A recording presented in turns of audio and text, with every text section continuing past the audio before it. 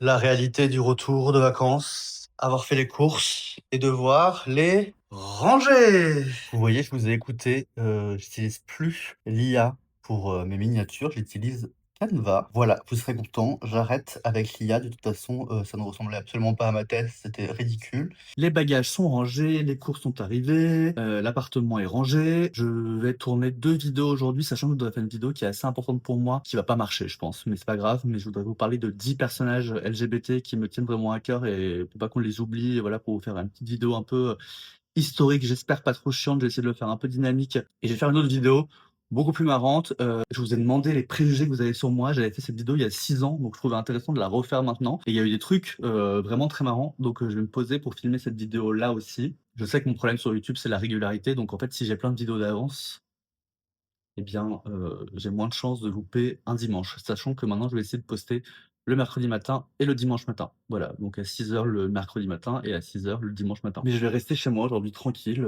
j'aime bien être chez moi et je vais écrire un peu parce que j'ai un peu, délaissé, j'essaie d'écrire une nouvelle en fait et un scénario, mais là j'essaie de me remettre un peu sur la nouvelle que j'ai envie d'écrire et autant je l'avais pas bien avancé, autant je l'ai un peu laissé tomber. Là je vais écrire, je m'oblige à écrire au moins pendant 2 heures.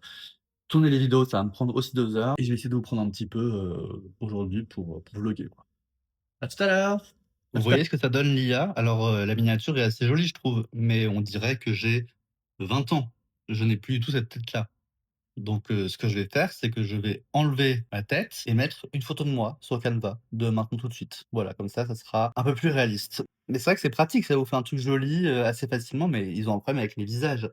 Enfin, vraiment, j'ai mis une photo de moi actuelle et ils m'ont enlevé 45 ans sans que je demande rien du tout. Donc, voilà, je voulais vous montrer un peu ce que ça fait. Donc on va retourner, hop, sur Canva. Voilà. Voilà, je me suis maquillé, je tenais à vous dire, vous savez, j'ai pas du tout envie de vous faire acheter des choses, mais je préfère vous conseiller des trucs pas chers. J'ai pas envie que vous vous ruiniez dans des produits, bah, ruineux, alors qu'il y a des trucs très bien qui existent. Aujourd'hui, il fait encore 37 degrés, je crois. Moi, par cette chaleur, mon maquillage ne tient pas, ça fait des trucs dégueulasses et j'ai découvert, comme tout le monde, ce petit machin, c'est incroyable. C'est un spray fixateur de chez L'Oréal, ça coûte 10 balles, je vous mettrai le lien en barre d'infos. Moi, je l'achète sur Amazon parce que c'est moins cher sur Amazon et que je le trouve nulle part, ailleurs. Ce truc-là, vous le mettez le matin, vous avez beau moi, je travaille dans des cuisines et tout, quand c'était la canicule, votre make-up ne bouge pas. C'est ouf et franchement, ça coûte beaucoup moins cher que des sprays qui sont à 40 balles, je crois que ça coûte 9 ou 10 euros. Je vous mettrai, si vous voulez, tous les produits que j'utilise pour mon teint, ils sont tous à moins de 10 balles, presque, ou 15 balles maximum. Sachant que là, j'avoue, je me suis maquillé pour faire une vidéo. Bah, je vais me démaquiller après parce qu'en fait, tous les jours, je me maquille pas. Ça me dérange pas d'être moche la plupart du temps, donc je me maquille pas. J'avais aussi envie de vous parler d'un truc, vraiment je divague, il faut que j'aille écrire, Raphaël. Bon, j'en ai pour 3 secondes. Vous savez que j'aime bien vous parler, des dessous de l'influence, même des petits influenceurs comme moi, surtout des petits influenceurs comme moi. J'ai reçu un mail hier. Si je retrouve la capture d'écran, je vous le mets ici. Donc après les propositions de Shein, de machin, de trucs. J'ai reçu, je vais cacher la marque, c'est une marque de cosmétiques, américaine assez connue et il faut savoir que parfois les marques, prennent les petits créateurs pour des gros cons. Moi, il s'avère que j'ai travaillé dans le milieu, donc je sais combien les choses coûtent. Et que même si vous n'êtes pas très connu, votre droit d'image, votre travail, faire des vidéos, et cetera, ça vaut de l'argent. Je vous dis, si vous êtes un petit créateur, même si vous avez 14 abonnés, ce qu'on appelle les UGC, donc les User Generated Content, c'est en fait, des gens qui se filment pour faire de la pub pour des marques et ensuite cette vidéo ou ces photos sont utilisées dans des publicités Facebook, Instagram, et cetera. Bref, donc hier, je reçois un mail et on me propose pour 200 $, c'est-à-dire 170 € à peu près, avant impôt, donc à peu près 100 € après impôt. On me propose pour cette somme vraiment gigantesque de faire 4 reels, 4 reels sur le même produit. Déjà, c'est du boulot de faire des reels, hein, monter et cetera. Enfin, ça prend du temps. Donc déjà, rien que ça vaut pas 100 €. Même si on est connu, pas connu, ça vaut beaucoup plus. Jamais de ma vie, même pour 10 000 €, je poste 4 fois le même reel du même produit. Enfin, les gens vont plus en pouvoir, quoi. 4 photos et aussi, et ça c'était très drôle, les droits publicitaires de votre image à vie, pour toujours, des photos et des vidéos pour faire de la pub ou de l'organique. Donc de la pub, c'est, vous savez, les marques payent pour, être dans vos feeds Instagram, YouTube et cetera. Enfin, c'est les pubs que vous voyez, quoi, donc c'est les marques qui payent. Moi, c'était mon travail de faire ça. Et l'organique, c'est les visuels que vous voyez qui sont pas payés par la marque. Enfin, c'est ce que vous voyez sur Instagram, voilà. Par exemple, moi, ce que je fais, c'est du contenu organique parce que je ne suis pas payé pour le faire. Sans parler d'influenceurs, parce que j'ai pas envie de parler des prix d'influenceurs, même si je les connais. Un UGC, donc quelqu'un, même quelqu'un qui a 300 abonnés sur Instagram, juste le fait de créer une vidéo avec un produit et de céder ses droits pour de la publicité, Souvent d'ailleurs, c'est sur un laps de temps, c'est pour 6 mois à peu près, 6 mois, 1 an, ça dépend, mais c'est pas à vie et on définit un budget, donc c'est très restreint. Même ça, quelqu'un qui est pas connu, ou un petit influenceur ou je sais pas quoi, ça vaut dans les 900 ou 1000 balles, quoi.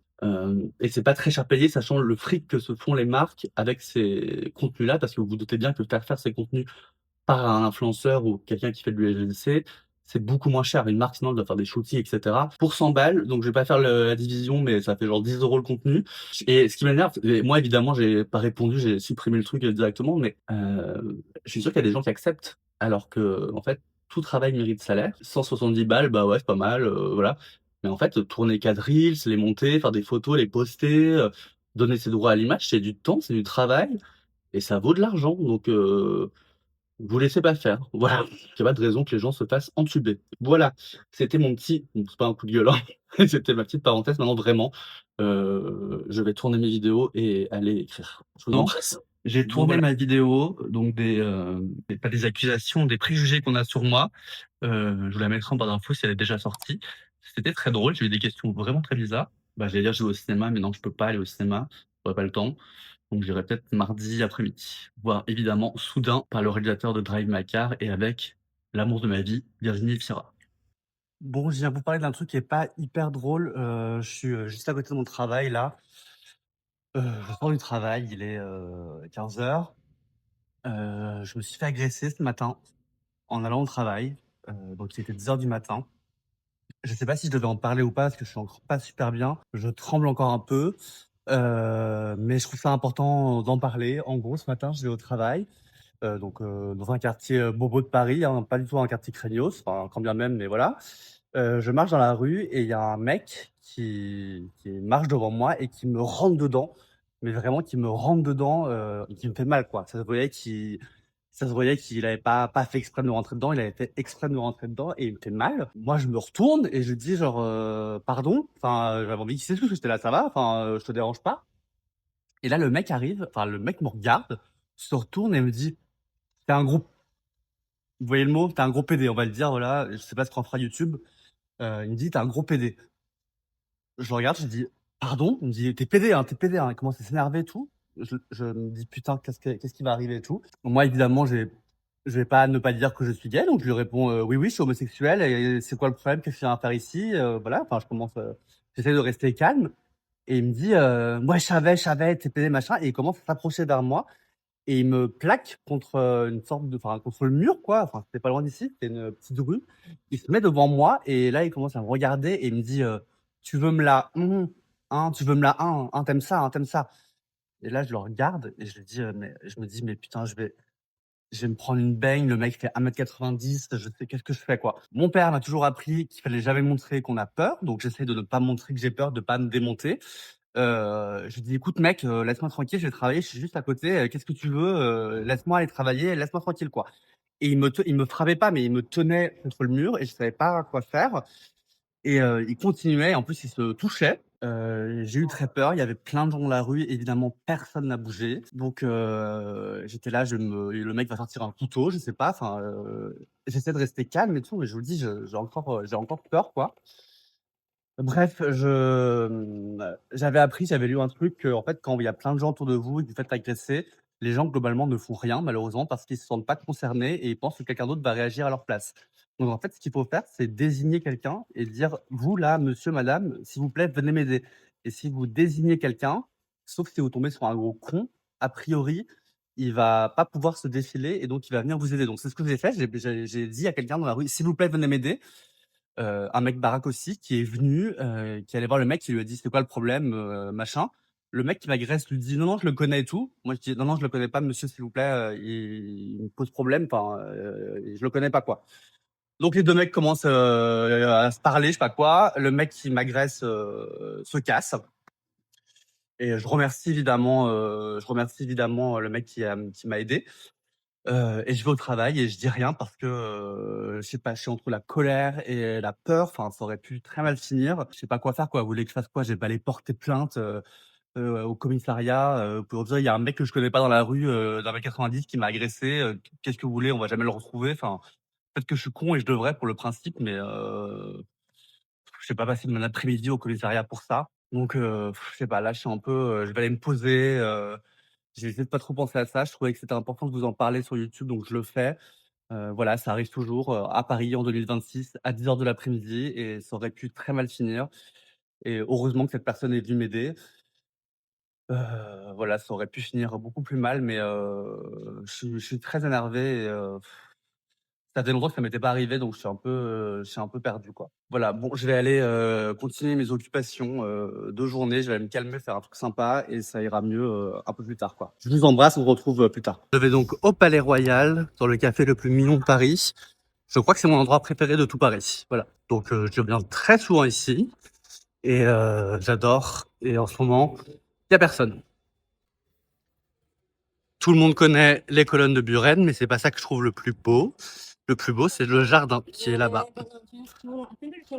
Qu'est-ce que c'est beau ici, vraiment, j'adore. C'est en fait et puis il y a des cafés qui sont sur le il y a des cafés qui sont sur le côté là et en fait, c'est un des rares lieux de Paris où vous avez pas de voiture, quoi. Vous êtes tranquille, il y a des arbres, tout le monde est en train de lire des livres, enfin, c'est vraiment hyper, hyper beau. C'est merveilleux ici, vraiment et le café où je vais est juste, là-bas et vous voyez, le café, il est là, au calme, tout mignon. Hop, c'est là où je vais aller et je vais lire un peu.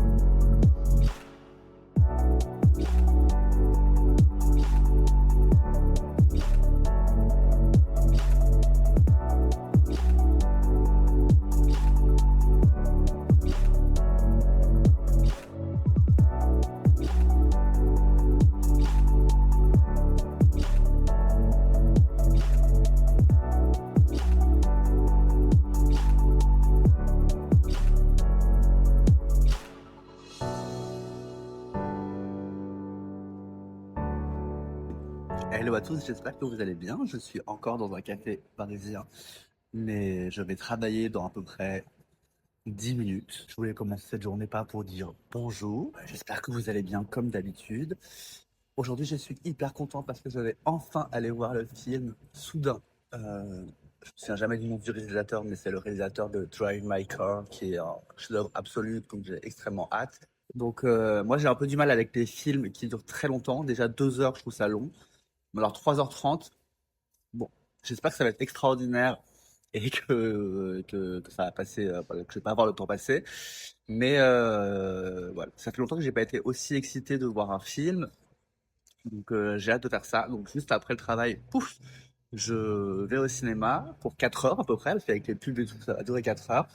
Mais j'ai super hâte et évidemment, je vous donnerai mon avis juste après, même si à mon avis, quand vous aurez ce blog, je suis pas sûr que le film sera toujours au cinéma. Là, il est sorti il y a une semaine, mais j'ai plusieurs vlogs qui sont prévus et si je veux vous les mettre dans un sens chronologique, je pense que celui-là sortira en septembre. Il fait beau. Hier, je me suis promené dans les Tuileries, près de la Concorde, la nuit, c'était superbe. Voilà, c'était c'était vraiment vraiment très beau. Donc je vous ai fait des petites images et ben là je reprends ma vie, hein. Je vais juste travailler. Je suis de très bonne humeur. Voilà. On se retrouve plus tard.